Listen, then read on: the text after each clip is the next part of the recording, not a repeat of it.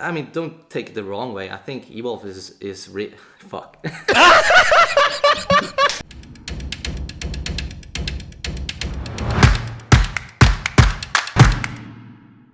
Good. Yeah, they're not finished yet. It's not like final design and stuff yet. But we just wanted to sort of put something out there and see people's thoughts and stuff on it. Yeah. I mean, you want to start off somewhere. I think it was a good step, but I think we should move that to the podcast. Yeah. Yeah. The laptop's close enough for you not to have to raise your voice this time. Oh, right, so okay. It should just be good to, like, if you just talk, just ask if you can hear you talk normally. Yeah, can you hear me talk normally? Okay, hey guys, welcome back to the Average Eskate Reviews podcast. This is season 3, episode 4, and we have Fabi, YouTuber, board founder, owner and CEO of Onsra. Second time, you're the only guest that we've had appear on twice, but I feel like you have a lot. Technically 3 times now. Technically 3 It's like an honor. Thanks a lot. Yeah. Yeah, if you remember a couple of days ago when we posted the last podcast that we did, we said that we had technical difficulties with the last one. We were just going to, essentially upload a salvaged version of the video, but we've decided to record it, or rather re-record it, and Fabi is back on with us now, so pleased to have him back again. Yeah. Welcome back for the third time. Yeah, the third time basically. Yeah. Awesome. So I know we've obviously chatted about a lot of stuff because of the last podcast that never made it online, but do you want to just give us another insight into what's been going on, what you have coming, and what you're essentially comfortable sharing with us, because we're going to probe you as much as we can. Oh, damn, so much stuff. But we just released the new Black Carve version a couple days ago. It's just right here. New enclosure, everything CE approved, which was one of the biggest deals. Actually, why it took me so long to release it. Yeah, there's actually so much stuff. So I looked into many different battery cells when we tested about 8 different batteries, I think.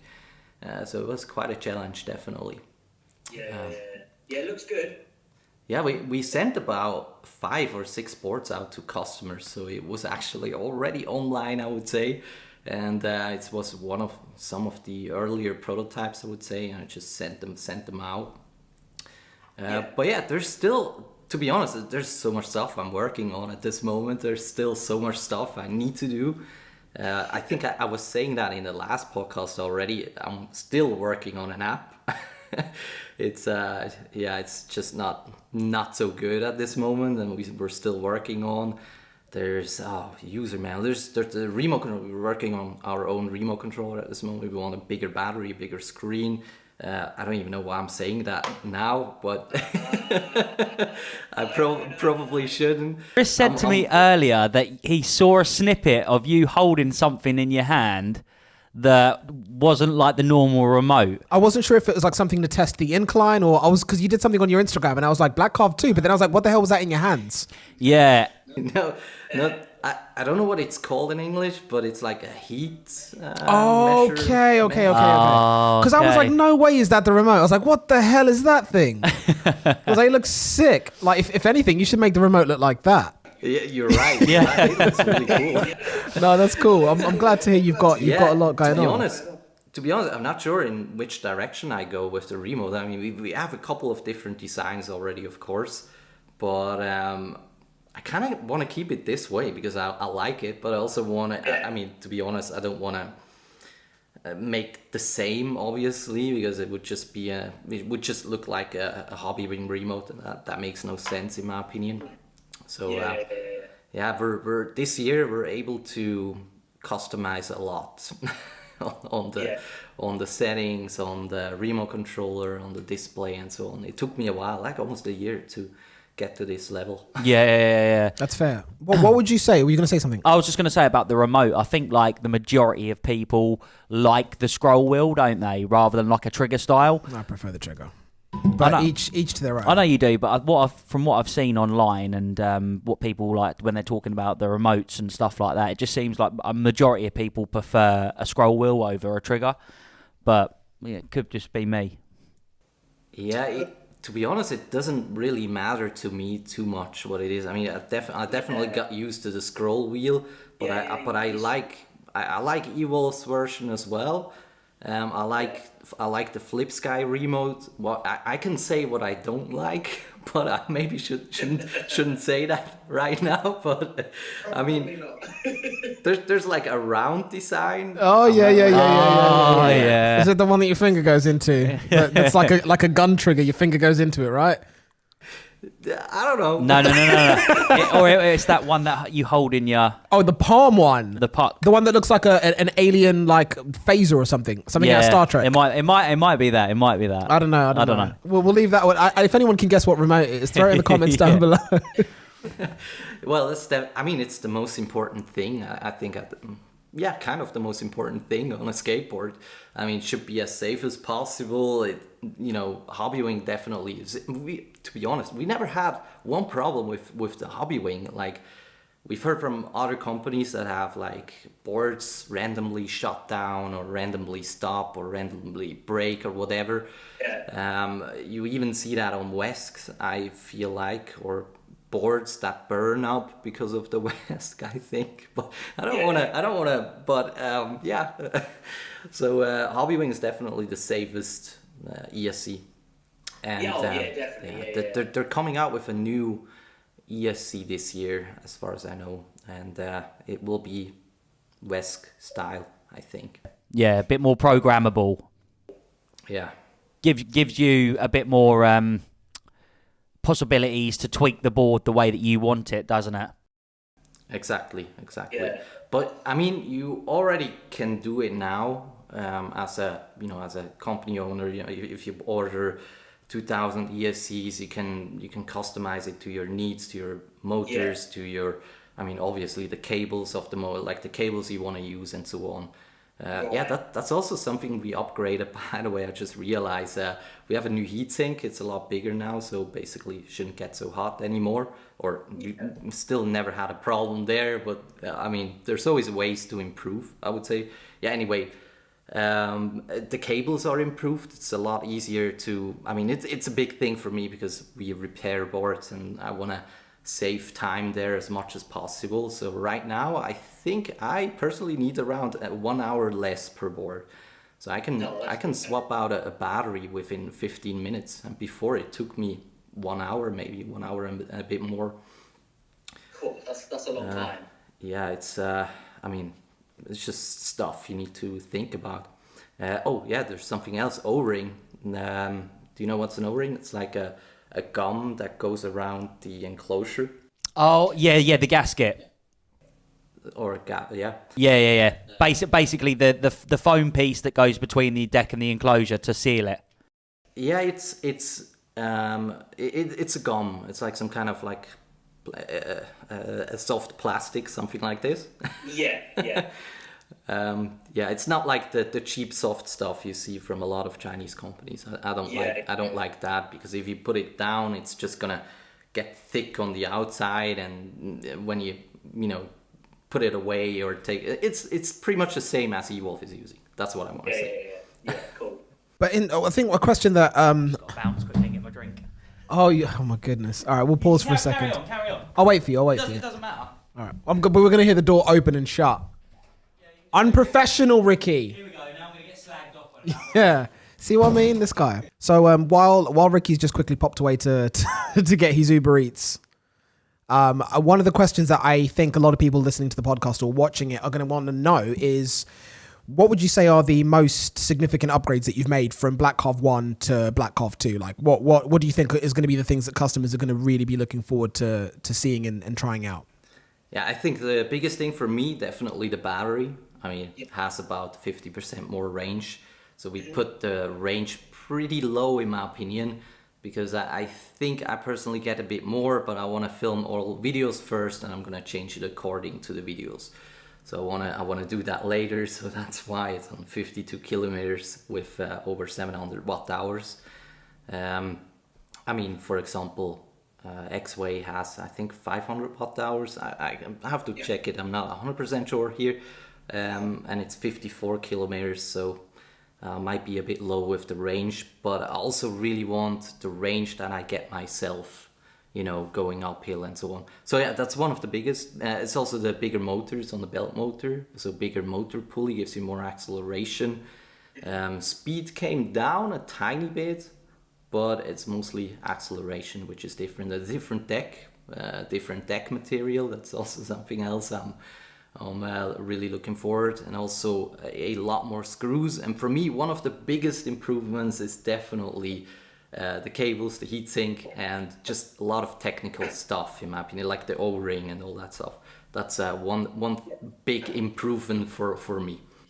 I think a lot of the times when you speak to people that are looking for boards, one of the things that they all seem to really ask for is range. Like a lot of people, that seems to be the big thing. I mean, obviously every ride is different. I know for me, like I've said many times, so long as the board can achieve at least 20 miles with all-terrain wheels and I'm getting a speed of like 30 miles an hour, that's kind of ideal for me. But a lot of people just want a lot of range, which kind of makes it easy to understand why you've gone down the route that you've gone down with the battery that allows for more range. I think if you were to do like a poll and you asked the Eskate majority of, like, for example, all of our followers, and you're like, would you rather a board that let you go 50 miles and you had a speed of say 27, 28 miles an hour, or would you want to go say 20 miles and have a board that does 30 to 35 miles an hour? I think people would, like, the majority of people would probably go for the one with more range so they can ride longer and not have to worry about charging. Yeah, true. Yeah, I think the same, because I don't, for Onsra, I don't see a market in the cheaper boards, like all the Chinese boards and so on. So to be honest, for 2022, I would go more in the direction of 12S10P or something like this. So that's what I'm looking at, and I just released this one. I'm already talking about 2022, 2023. Probably shouldn't. It's not a bad way to be. But, Nah. it's just what I do, and. But yeah, I definitely think the lower end of the market in skateboards is very saturated, isn't it? There's so much choice already. And they all perform very, very similarly. Yeah. There's some boards that are built better than others from the ones that we've been sent and had a look at. But essentially, it's why it makes it really tough to do reviews of those types of boards, because they're all the bloody same. Like you get it, and it's the same ESC. Some of them it's the same motors. It's practically the same components. So you're like, it makes it difficult for you to get one and then be able to say something different about this board versus this board when they're all the same. Now you know why I stopped with reviews. I mean, I agree. You literally get the same board. You don't have companies that make something that is something new or a new kind of market or so. Yeah. In my mind, there's less than 6 skateboard manufacturers in the world, and I'm talking about even the big ones, like the ones that have boards that are 3,000-4,000. Like if you add them up, like real manufacturers where this board is completely different from this board, there's less than 6. Yeah, probably. And then when you get into the nitty gritty of the other ones, they're all the same. But it's why making that move from saying that now, obviously, because now we're manufacturing a board, we're not going to be reviewing all these other boards. But it doesn't make sense anymore. And it's a lot of the videos you watch, it's the same information, it's the same experiences, and it just gets really, really boring. Yeah, you can still review boards if there's something that's really, really interesting and something that you really wanna review, and like the Black Carve too. Exactly. That's what I was. That's what. But this is what I'm saying. Like I think for the videos that we're going to be putting out on Average Eskate Reviews, it's going to be. I still want to do like new v old. So like Black Carve 1 versus Black Carve 2. Like that's a video that still makes sense. And, regardless of the fact that we have our own board, that doesn't affect that type of video because we're comparing your product to your product. So how was the old version changed when you look at the new version? What's been improved? What's been adapted? How much range are you getting? What's the top speed version? Do you know what I mean? Like that way it's still important and it's engaging. And for us, it's fun to do those kinds of videos. But the other ones, no more. I mean, the difference here is you're two guys. At least I see it Ricky is building boards and you're just reviewing all kinds of boards. So I think that's a good mix. So for me, when you see me as a reviewer, and now, I'm totally in, of course, I'm CEO of Onsra, so I cannot review anything else anymore. Yeah. That That makes sense. I don't think you'd want to review anything, would you? if something is really, really interesting, if something, if a company comes to me and I see, okay, damn, this is a lot better. Maybe I would review the Atlas with the 4 motors just because I want to see how good are 4 motors. I personally always thought it's getting too heavy, it's getting to the range and so on. You got to think about that anyway. But I would love to see it because I think the performance is going to be insane. I just don't know about the other parts, and maybe this maybe Eksate can turn me around and say, okay, damn, we can actually build a really good 4 motor board. Yeah. I mean, I'm interested to see what the Atlas is like. Yeah. We're gonna have to buy one. I would like to see Cali, New York City, for example, as well. I mean, I was thinking about buying one. Yeah. You got the Lacroix, which is obviously a crazy performance board. Yeah. So I'm not here to say, hey, Onsra is the best. I mean, there's always room to improve. There's always something better out there. There's always something to look up to, and there's different ideas. There's different kinds of boards, I would say. Yeah, there's nobody's ever going to build the perfect board, are they? Because everybody's different, everybody likes different things, and so it just depends on the person themselves, what kind of rider they are, what type of board they like the look of. Again, you can only, like you said, you can just only do what you can do and just keep improving. But, there's no perfect board out there that meets everybody's requirements, is there, Yeah, it's finding the right board for your riding style and your needs. Like that's really what it comes down to. Yeah. And everyone's needs and riding styles and preferences is going to be different. Like some people are like, why would you want 7-inch AT wheels on a board? Like, because I do. Just because you don't doesn't mean I don't. So it's just about finding what works for you. Yeah, definitely. Yeah, I would just love to see more different ideas from all companies, or that's what I would like to see in 2021, 2022. And if they're able to send me a board that's completely new, I will review it. Yeah. For example, I reviewed MaxFind about 3 months ago, just because they made it all plastic, and I was just really curious what plastic is gonna feel. I mean, it sounds bad. No, it's not so bad as I'm just saying. Did you post that review? They sent me 2 boards, but the first board I didn't post. Is that the carbon fiber one? I can't remember. No, it's another one. I can't even remember. I still have it in my basement. I can't remember what it's called. Which company was it that had the carbon fiber board that wasn't carbon fiber? MaxFind. Yeah, but they changed it because I told them to change it. Yeah, you can't say your board's carbon fiber when it's not carbon fiber. That's not okay, man. Yeah, but they at least they changed it. And that's good. That was I actually do like that board though. No, I actually do. For Tyler riding it, it's got the double kingpins on it. Yeah, but you're saying you like it, but you don't ride it. Your 8-year-old son likes it. Yeah, but I still like it. I still actually like it. Yeah. Did you ride it, Ricky? Yeah, I did. Yeah, I did. Did you ride it into Cambridge? No, I didn't ride it into Cambridge because it's a hub. But you went down your street and back, and you're like, no, it's okay. That's what you're saying. To be honest, I think the creators behind MaxFind, they're really cool, because I told them I'm only gonna release that review if you change it to plastic, and it took them a couple of hours and they changed it. Oh wow! Yeah, fair. That's fair then. That's a good way of doing it. That was really cool of them. So I definitely Yeah, but I actually have got to put a review out of that board on the channel. All right. Yeah, I have. Yeah, I've had the board probably months now, so I really need to get my arse in gear and do it. Yeah, I think but so. I've just been busy. I've been busy, so. But yeah, I've got to get that out. Now, question, Mr. Fabi, the Challenger. Yeah, that's not a mini board. Yeah. Oh yes, yeah. Well, we're supposed to have a shot every time he says it's not a mini board. I forgot about that. As last time, how many times did he say it's not a mini board? It's not a mini board, guys. It's not a mini board. But would you be able to tell us a little bit of information about how the Challenger differs from the Black Carve 2? Like, what is your aim? I was just about to say, how does it fit in with the line of boards? Yeah. So if you were to describe the Black Carve 2 in terms of who are you aiming that board at, and what does it really excel at, and then from there we'll look at what the Challenger does and who it's aimed at. So, funny story, when I started the project Challenger, so I had the name for a while, and I came up with the idea pictures. I went to the engineer, hey, I want this.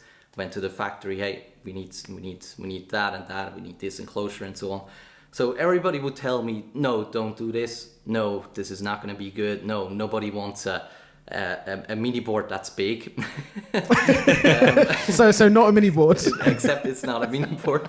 No, for me, it was like, I want a skateboard or an electric skateboard that I can take to the skate park. So that was the main idea, because I cannot. It's kind of like a skateboarder thing. I don't know if you're into skateboarding too much, or I'm talking about real skateboarding, about doing tricks and so on. So skateboarders, or I was like this as well, are a bit different. So you cannot show up at the skate park with a longboard. Yeah. That's just that. I just actually thought about that. I watched a video of you the other day doing a manual. Like, how far was that over these obstacles and stuff? Oh yeah, that was a world record, I think. Yeah, I think I was watching it. I saw him, and he was like manualing, and then you was like, I think I've bit off more than I can chew, sort of thing. And then you ended up doing it in the end, didn't you? But Jesus Christ, that is a long ass manual, and you had to go up things, down things. Yeah, that was savage, mate. Yeah. I've seen you skate. Like you can actually skate, man. I used to be able to do that, but the biggest trick that I ever pulled off was like a pop shove it and a kickflip. Like that's literally like the max of my skills, and that was when I was like 16. Yeah, I was an aggressive skater. Yeah, that's why you're fearless though. Nut job. I still skate a lot, 2 or 3 times a week. But I don't like to film it too much anymore, because I pretty much, during my vlogging time and my time in the USA, I kind of overfilm my skateboarding skills, and like everything I do now, I think it's not good anymore to me. So it's I just use it to go out and do something else than what I already do. It's your time to have fun. Yeah, exactly. It's like, okay, I put my phone to the side and I just skate for 1 hour and do nothing else. That's you to get away from everything and just a bit of time to spend to yourself, like relaxing. Yeah.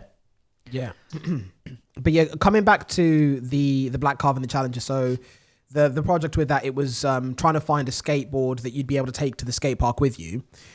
So in terms of who the Challenger is aimed at, like how do you think that fits in to like the whole profile of electric skateboard riders? You have the ones that want a board to get to work and commute, etc. So where do you think the Challenger fits in? Who's it for?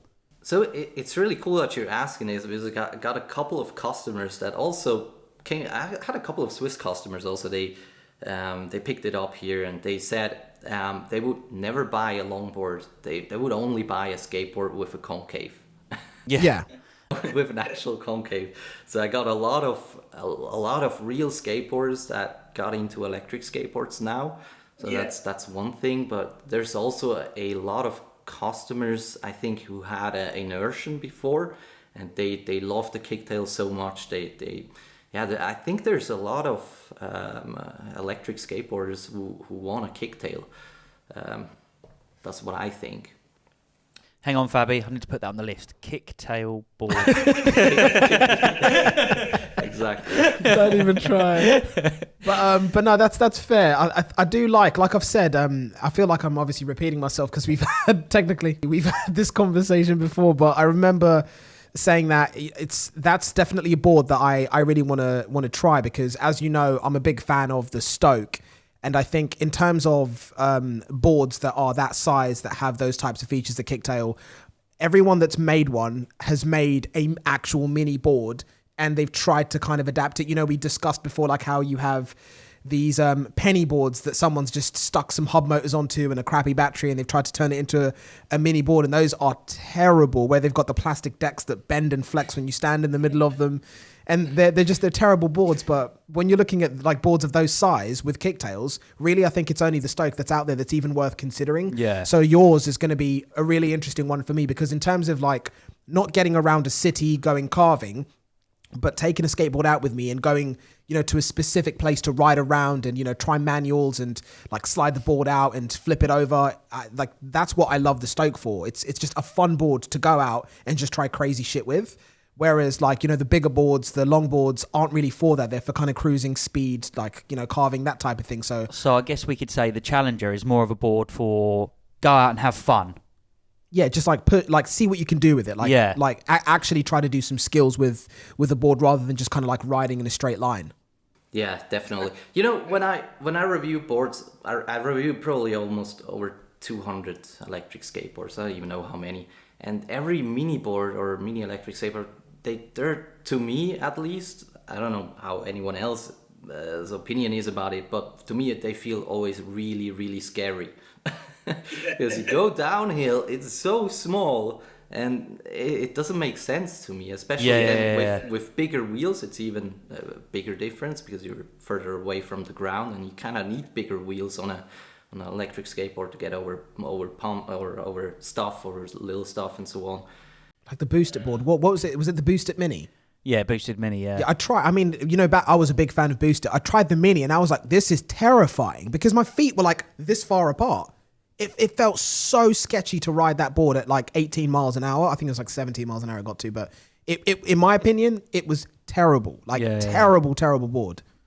Yeah, to me, I think, I don't know the Mini X too much, but to me, I think a kicktail board needs to be a bit longer. So you have a proper stance on it. And to be honest, you have almost a bigger stance on a kicktail board than you have on a longboard. That's what a lot of people don't get because you have the tail as well. So you have overall a bigger stance on your board.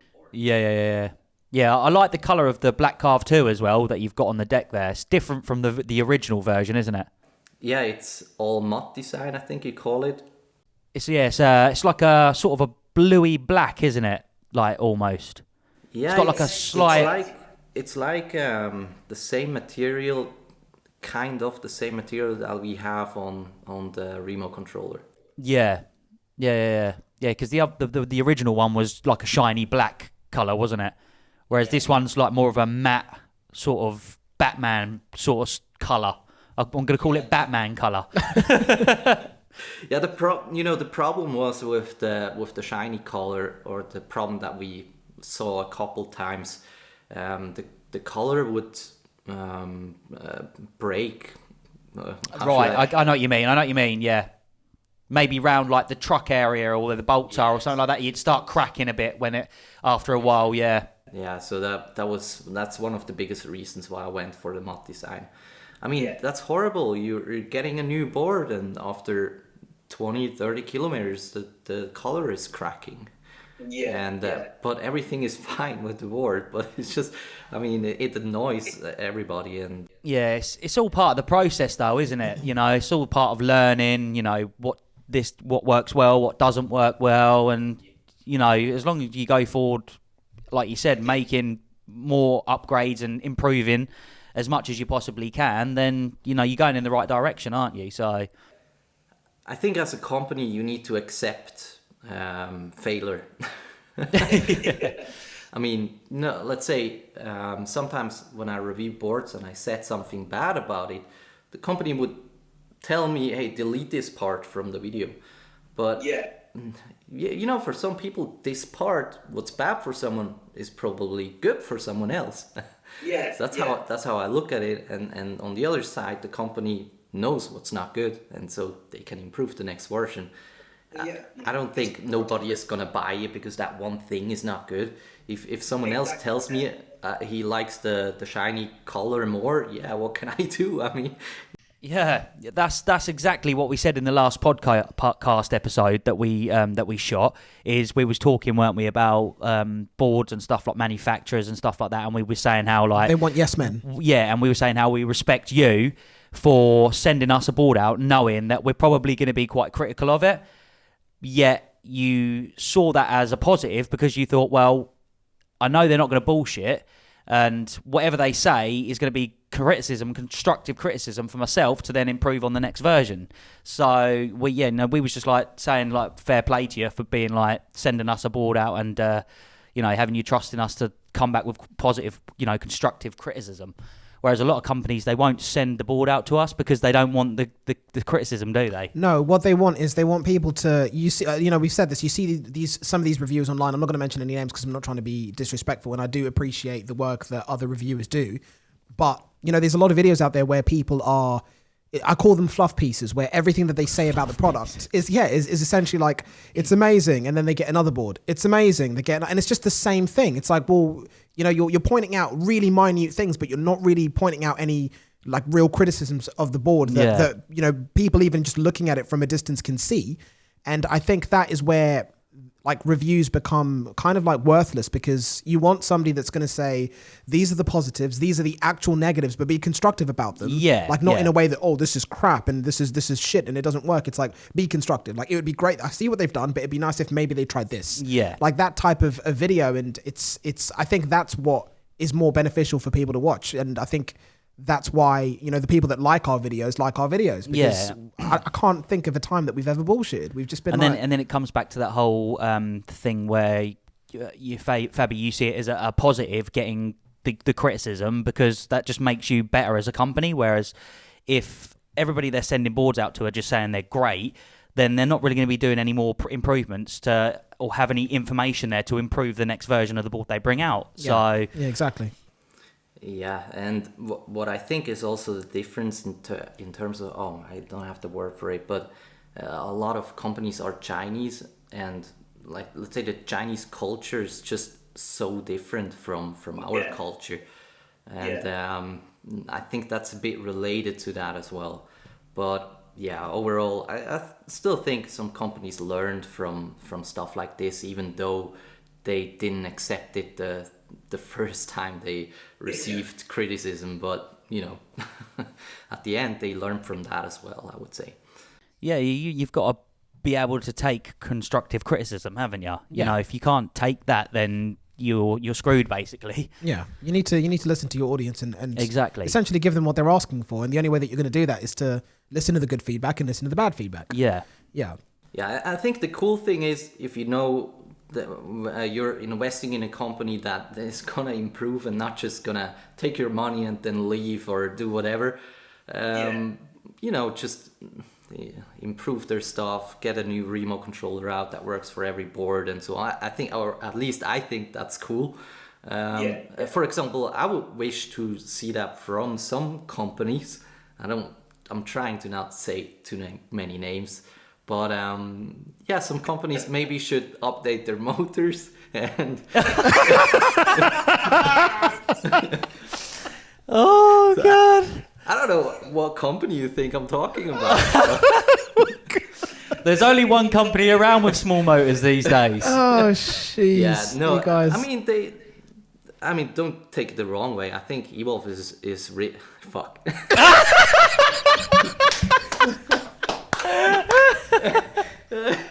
Don't worry, Fabi, I'll bleep it. When you say it, I'll just go, and we'll keep going. After this podcast, if they watch it, Volva, that's it, they're done with us. No, but it's not, we've not said anything. This isn't fair.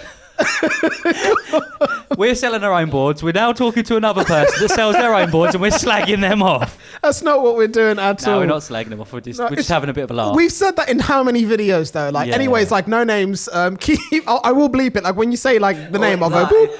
I don't care too much. I just don't want people to blame me or to, say any. But at the end, I think Evolve has done a really, really great job. And I think 2 years ago, it feels for me like 2 years ago, when the GTR came out, was it 1 year?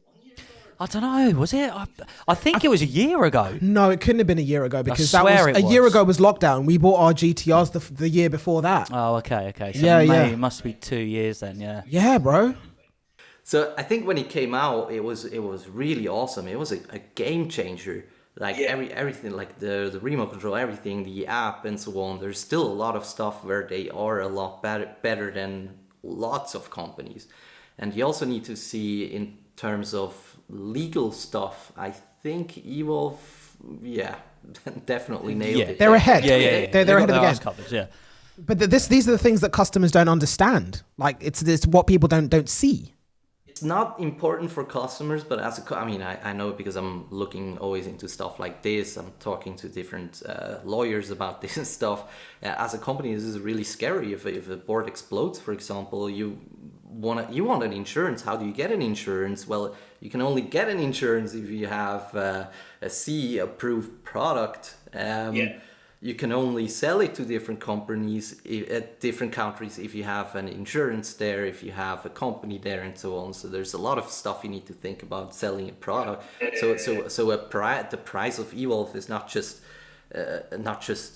parts putting together and sell it for whatever, how much more. I don't know how much it is, but that's what I want. Although their prices have come down a lot now, haven't they? Yeah, the prices have come down drastically, and I know they're doing a sale right now, which is another reason why the prices are low. But this is the stuff that the end consumer doesn't really think about. You have people that will just get the prices of components and then add them up and say, let's not even get into that. Oh my God. Dude. But yeah, when people like get the prices of components and they add them up and they say, this is how much this costs. Why are they selling it for this much? And then people don't think about, well, there's labor in putting that together. Then obviously like premises or paying staff or paying engineers to assemble it. Then there's the legal aspects, making sure that the batteries are safe, making sure you have the CQCs on everything. Then the C certifications. There's so much that goes into all of this that is incredibly expensive. Like then there's trademarking. Do you have any patents? And people just don't understand this, and they just see a product and a price, and that's it. And it's just about enlightening people so they understand there is a lot going on to get that total price, not just parts and squishing them together. I look at it a bit differently. So because I think it's great that there are Chinese companies selling cheap products, because it brings a lot of people into electric skateboarding. That's how I look at it. Because how many calls do I get daily from people in Switzerland about, they're saying, oh, I bought a product here and there, something is not working, where can I get parts for different products, different brands? I don't even want to start to name companies. And, after 1 year, they're buying an Onsra because they know there's someone in Switzerland, or there's someone in Europe, there's someone in Australia, there's someone in the USA, and so on. And you want to I think you learn out of this as a customer as well, I feel like. And I think a lot of people now get it, that they actually want support, and they want a product where they can upgrade something in time, or where they can, or just get replacement parts at the end. Yeah. I totally get where you're coming from. Yeah. When you start off and when you get into electric skateboards and you want to save money, I think it's great to get something from China. I think it's not a bad thing. I don't look at it like, okay, I'm a premium company, I don't want the cheap Chinese products. I think it's not like this. Yeah, no, it does. I mean, if anything, it works in your favour, because you've got people that get into electric skateboard, they buy a cheaper Chinese board, give it a year or so and it breaks, or they can't get it fixed, and then they're like, well, I'm not going to buy another Chinese one again. So what do? They go to the next price range up and buy one of those boards, don't they? So because then you have support, you have everything else that you don't really think about when you're just looking at the price. Yeah. And that's what it comes down to. It's having customer service. It's having after sales service that people don't really consider until something goes wrong. And by that time, it's too late, because you've purchased a product that offers no support in your country, or offers no spare parts, or it's come from a company that might not be around in 6 months. And it's all of these things that people just don't consider. But it's an important one, because at the end of the day, if you spend your money on something, it's like that would be like buying a car and then like not having anywhere to service the car in your country after you've bought it. Like that makes no sense. But if the price is good, you're not going to think about that until afterwards. But exactly. It's stuff that people need to consider before they buy. It could happen anywhere. I mean, even Tesla at this moment. I think it's the Tesla shares are a bit overpriced at this moment. What's going to happen from there? What's going to happen with Bitcoin? Is Bitcoin really going to go to 200,000 this year? Probably yes. But we'll see. We'll see. But it could also go the other way around. You know what I mean? I just know. I mean, that's a completely different topic. But I think a lot of bank companies are allowed to invest into Bitcoin, and that's what a lot of people don't know. So I think it's gonna. I don't do any stuff like this. I'm not into risky stuff. But yeah, if you guys don't mind just pulling the conversation back to the boards. So we've All right, calm down. I don't mind. you guys have just gone off on a tangent. Fabi, we've just been told off. No, I'm just trying to reel us in. So coming back to the boards, what I wanted to talk about was the Challenger now. When we look at the components on that board, so like we've kind of, I guess you could say, roughly identified who it's for. So when we look at the components on the board, like why have you decided to go for swear word cloud wheels, and why have you decided to go for the particular, like you have a really interesting grip tape design on that board. So how was that whole combination worked out? Oh man, that's funny how that came to be. I don't even know if I should say that, but Here we go. That means it's going to be good. To be honest, it's a coincidence because I think I even have a board here somewhere. Originally when I designed the board, or when I said what I wanted the hexagon grip tape design on the board, just pretty much what it was before. But somehow my engineer made it so the screws are open, or it wouldn't, the grip tape wouldn't cover the screws. Yeah. So in December last year, so that was almost 3 months ago, I received the finished prototype, and I was like, no, the screws are not covered. Yeah. So, and it's a problem with water. It just looks horrible. And I really needed to go into production. So we started production in December, by the way. And the grip tape takes about 2 months to finish. So that's why I was really in a hurry. So overnight, I learned how to work with AI. I made the whole design with the engineer. We just really worked all night long to get it finished and send it to the factory as soon as possible. And that's how this grip tape design came to be. Jeez.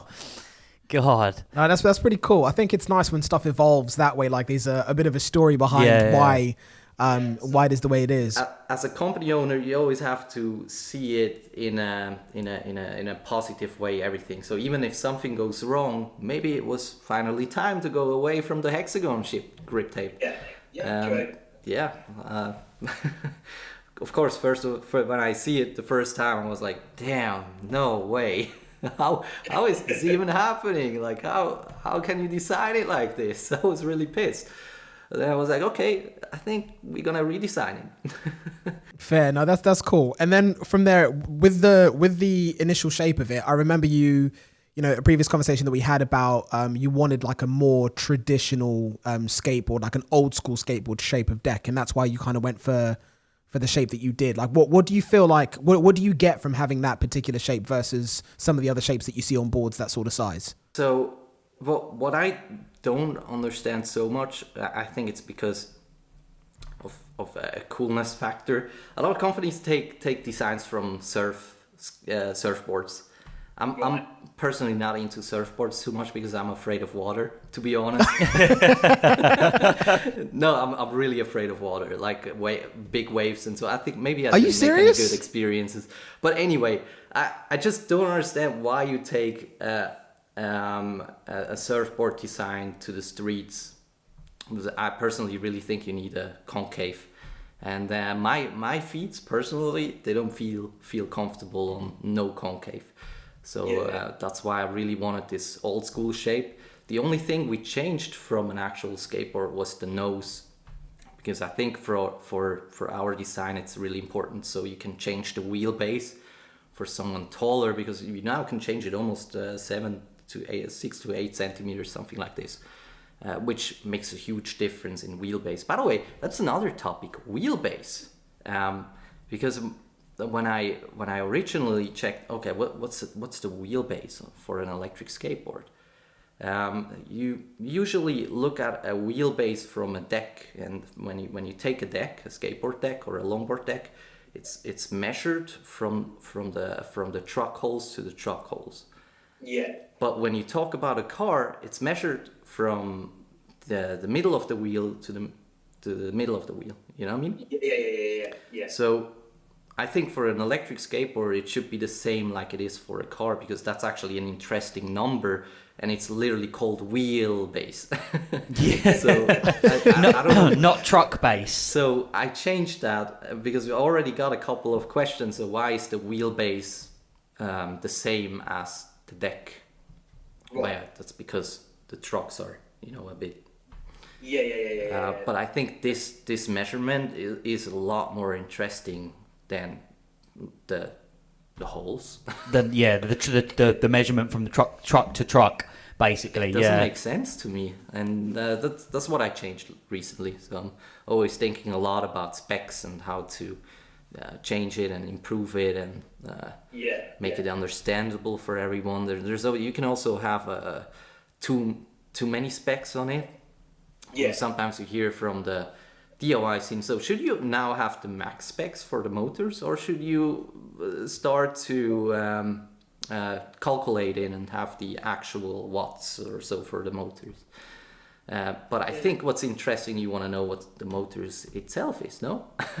At least that's how I think about it. It can get too complicated though, don't it? Yeah. You cannot have like 10 different specs about every part. Exactly, yeah, it'd just get ridiculous. But in terms of on the Challenger, what's the battery configuration that you've got going on with that? Yeah, it's a 12S2P 21700 50 cells. So we tested a couple of different cells there. P42A from Molitel. 50G was another option. I had a couple of LG M50T and so on. I had here a couple of different batteries. And then what did you set? You set it on the Samsung 50Es. Yeah. So what you need to look at as a company, at least in my opinion, first of all, it needs to work with the whole setup. That's one thing, of course. But there is also one thing a lot of people don't think about. That's you need an MSDS document on a battery. You need a CE approved battery, and a lot of batteries you can choose. For example, the Molitel is not CE approved, so why should I pay $100 more for a battery pack, but then only get about 20% more range and performance out of it? Let's say like this, but at the end it's not even CE approved. So I get you. Yeah. So you got to be careful with that. There's a lot of things to think about when you go for a battery. It's not only just specs. I take it, I like it. There's a lot of stuff behind it, in my opinion. There is definitely a lot to think about in terms of like the battery, what type of board you're trying to build, who is it aimed at, and there's so many cells out there to choose from. So it's it's trying to narrow it down to one specific cell. Yeah, it can be quite tricky. Definitely, and you need to. I mean, I wish I was. Sometimes I wish I was in China, even though, but it'd be nice. A little bit. Yeah, it would be real nice. No, it just would be really cool to test it much faster and test different stuff. You don't have to get it shipped. I think Switzerland's really cool, by the way, for that. Shipping to Switzerland only takes like 5 days. Just expensive, but it's really awesome. Yeah. That is awesome. Should we move to Switzerland? I think we need to move to Switzerland. I'd move to Luzerne. I would as well. Anytime. Yeah. It would be awesome. I mean, first of all, I learn English, and second of all, I have some skate buddies around. Exactly. We'll be able to go skating. Fabi, if we lived in Switzerland, in Luzerne with you, you'd get no work done, and neither would we. No work. All we do is ride and ride. Yeah, you can be skateboard testers for me. I always need skateboard testers here. I'd need a salary of at least $250,000 a year, though. Like at minimum. Might get difficult there. No, but we are going to come in and see you, dude. Like we said that, like as soon as we can fly to Switzerland without like having to quarantine, we're going to come up there, dude. It'll be fun just to shred, test boards, film content, drink, ride and ride. Yeah, it'd be great. Excuse the pun. Great, definitely down. Yeah, for sure, man, for sure. But I think in addition to that, the other stuff that I wanted to look at is when are you going to send us a board, Fabi? As soon as possible. No, I actually have a huge shipment coming to Switzerland. Because I need a couple boards here. Actually, It's funny because one business here in Switzerland, they saw my company and they wanna ride around with electric skateboards in their factory now. So they wanna they wanna use it to go from. They have like an underground system, and it's pretty far everything, and they wanna have a couple boards on each side and just get around fast and fun, you know. That's pretty cool. That sounds like a good company. It's cool, isn't it? See, if that was in the UK, they'd be like health and safety. Yeah, can't you'd do never that. get away with that in the UK. Yeah, England's too strict, but it's that's such a sick idea. Yeah, that'd be sick. So they're actually they don't even know yet, but they're actually one of the first ones to get all the new boards. Oh, nice. Man, what about us, Fabi? Man, what about us? What about us? Yeah, of course. But I want to be first. it's such a big company. I told them, I can order it to Switzerland, but a board is gonna cost 250 for the shipping, and they're like, what? Okay, yeah. So I don't care. Wow, I don't That's care. nothing for us, you know. Yeah. Like, for me, it's like what? Yeah, that's madness. Big companies though, man. Like some of the stuff that they throw around is mental. They've got the deep pockets to be able to do that. Yeah, definitely. Yeah, for me, it's still. I wanna like, I wanna. Maybe that sounds weird, but I wanna like every money that comes in for Onsra, I wanna put back into Onsra and make it better. That's the idea that I have. But it's definitely cool that big companies like this support me and see me as a Swiss company and say, okay, how can we support your company? No, that's good. Yeah, that's good. awesome. So for this summer, in terms of like your like launch and stuff like that, what do you have any interesting things planned for the summertime? I can see you kind of smiling, so I'm guessing I'm guessing you've got something. Yeah, there's one more thing. Oh God, he's full of surprises. Are you going to give us just a little hint? No, there's a couple more things, to be honest, but many things. But I mean, at least to me, for example, let me name one thing. And you can take my word if you hear this as a customer. I'm gonna change all warranty when it comes to local. So let's say you're in Switzerland. I already launched a 2-year warranty. Yeah. In Europe, I'm definitely going to do the same, and for all other countries, I need to figure out the legal stuff first before I do it. For Europe, I need it anyway. So that's one of the things. But yeah, that's nice bit of extra warranty. Yeah, no, that's good. I'm looking forward to seeing what you come up with for the summertime. Yeah. But yeah, I think one thing that we'll definitely say now is we will, like, this year come over to Luzerne and hang out for a couple of days. I'm pretty pumped to do that. I mean, like we said, we've been to Luzerne before. Mate, yeah. And it was stunning. It was lovely. So I can only imagine in the summertime riding an electric skateboard around there would just be amazing. So I know some really cool streets around here. Yeah, definitely. Yeah. We'll have to come out, won't we? Yeah, for sure.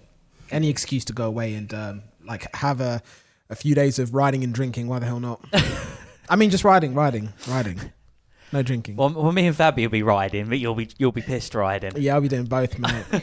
You guys will be the first ones to review the new remote controller, because that's there we go. Right now, Oh yeah, that's one of the highest priorities here.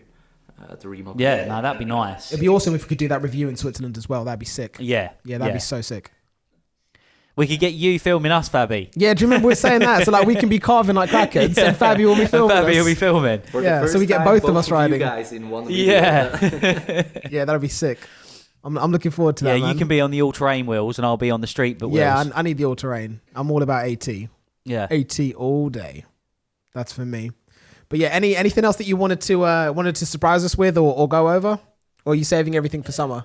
Yeah, I don't know anything else at this moment. No worries, man. But as always, Fabi, thank you so much for jumping on the podcast with us. I'm really looking forward to seeing how everything goes with the Black Carve 2, and of course, I'm very keen to get my hands on the Challenger like as soon as possible. I'd love to do a video on that board, and I'd love to do a VS against the Stoke. I think that's kind of like the main thing that I'm keen to try out. Of course, if you could send me one with street wheels and not cloudier wheels. Yeah, man. I'm interested in the Black Carve too, Fabi. I think it looks like a nice board, man. I like what you've done with it. I'll definitely send you some boards because there's some reviews or comparisons I can't do myself. Yeah. We got you, man. We'll do We all the got ya. comparisons. The Stoke one would definitely be great. I can send you a street version. I'm actually also working on new wheels at this moment, so Hey. Oh, look There we out. go. There we go. We got another one out of you. You had to share We got something. another one. No, that sounds good, dude. I'm looking forward to it, man. We'll chat to you on like via text and figure out when's the quickest we can get one out, so we can have one here for the summertime, so we can rip round with it. yeah, definitely. I think I should receive some boards in 2 weeks, and I can send one over. I could actually send it from Switzerland, since you guys are not in Europe anymore. You know. Yeah. Yeah, that'd be good. Yeah, that'd be awesome. That'd be good, man. But yeah, no, but as always, man, thank you very much, dude. I'm looking forward to seeing what you get up to, meeting up with you this summer, like officially. Yeah, I think anything else you wanted to? Yeah, no. add Just before we thanks close? for coming on again, Fabi. It's a pleasure to have you on as always. And yeah, really look forward to see what you got coming next. So yeah, well. Thanks a lot, guys. No, it's all good. We'll see you next week on another episode that we have to re-record. No more re-recording. Sounds But as always, guys, thank you very much for watching this episode. If you're listening on any Spotify's or Apple Podcasts, anything like that, big thank you. Make sure you rate the podcast so people can find it easily. And if you're watching on YouTube, make sure that you thumbs up. If there's anything that you want us to discuss or any questions that you want answered, drop them down in the comments. I'm sure like Fabi will be in the comment section as well. We'll be in the comment section answering any questions that we can. Thumbs up the video, make sure that you're liking and subscribing, and we'll catch you in the next one. Yep, take care, guys, and I'll see you in the next one. Peace. Bye-bye. All right, done. That's wrapped. That was quite a long one. Let me just turn the cameras off for a sec. Yeah. We can still hear you, Mr. Fabu. God, my ears get so hot.